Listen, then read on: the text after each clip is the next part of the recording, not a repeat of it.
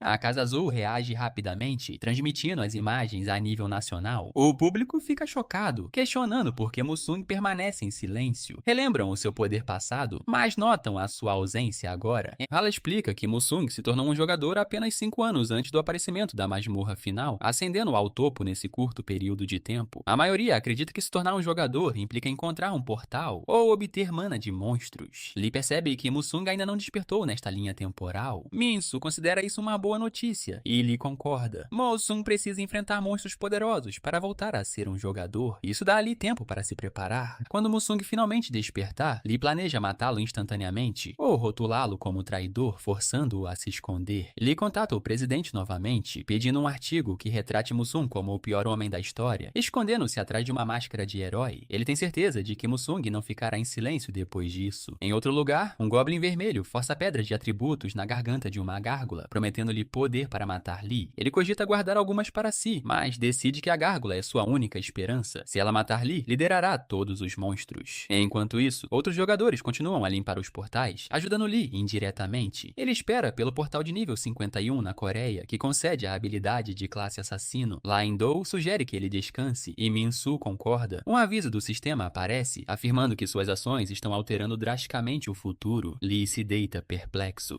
Hala pergunta sobre isso, e ele responde que outro monstro de nível 200 está prestes a surgir. De repente, um portal se abre. Um portal de armadura prateada de nível 51, repleto de jogadores com dificuldade. Hala avisa que eles não têm tempo para descansar. Lee sorri, dizendo que alcançarão 2 objetivos hoje, enquanto a figura semelhante a uma gárgula aparece e a batalha começa. O monstro aterrissa pesadamente, fazendo o chão tremer. Lee instantaneamente invoca sua armadura e avança. A criatura rosna e prende seus 2 braços em suas garras. Lee estremece e então ativa o olho de Deus. A análise revela o nível do monstro 230, com atributos muito acima do normal. Ele se vira para Minsu e Hala, perguntando quais deveriam ser os números. Hala responde que não devem ultrapassar 3.000. Minsu o adverte para não perder tempo e terminar logo, lembrando-o de que hesitar lutar traz maldições. Lee murmura incrédulo ao ler mais de 20.000 em atributos totais. Hala congela, incapaz de processar o número. Lee agarra o monstro pelo pescoço, esmaga seu rosto contra o chão, mas ele se levanta novamente. Ele usa petrificar, mas o efeito dura apenas 3 segundos antes de se dissipar. Lee percebe que a habilidade pode ser fraca demais contra atributos tão altos. Kaylee, a gárgula, ataca com imensa força. Lee desvia enquanto Minsu reconhece o momento, observando que nunca foi tão poderoso. Hala sente a imensa mana ao redor e avisa Lee para ficar alerta. Lee agarra a cabeça novamente, golpeando-a repetidamente, até que finalmente desaba. Ele sobe de nível várias vezes. Recuperando o fôlego, Lee se pergunta se a criatura absorveu runas de atributos. Minsu aponta que eles entraram no portal imediatamente, então ninguém mais poderia tê-lo alterado. Lee concorda, percebendo que algo estranho está acontecendo novamente. Hala, alarmada, questiona como um monstro de nível 230 pode ter mais de 20.000 pontos de atributos. Ela pergunta a Lee de onde realmente vem seu poder e se ele é quem está criando os portais especiais. Lee admite que é parcialmente verdade. Ele ativa os portais, mas não os cria. Enquanto conversam, Lee desembainha sua adaga e abre o corpo do monstro. Dentro, encontra diversas pedras de atributos. Hala solta um suspiro de espanto enquanto Lee ri, percebendo o que isso significa. Para confirmar, ele alimenta o monstro de armadura prateada com uma das pedras e a examina novamente com o olho de Deus. Quando encontra uma runa de atributo dentro dela, a verdade se revela. Lee sorri com desdém e amaldiçoa o Goblin Vermelho, sabendo exatamente quem está por trás disso.